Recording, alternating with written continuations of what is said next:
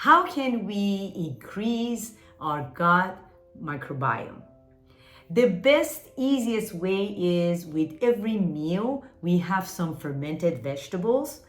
The other easy way is we add bone broth, which is high in L-glutamine, high in minerals. These are beneficial for the gut lining and beneficial to increase the gut microbiome. The other one is if you can tolerate dairy, especially raw kefir, raw Bravo yogurt. Bravo yogurt contains 300 species of microbes, of bacteria, and it also has prebiotics, the food for this bacteria.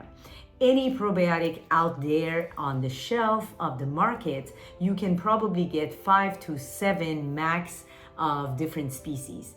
So I recommend learn how to make Bravo yogurt at home, and that is the best way to replenish your gut microbiota.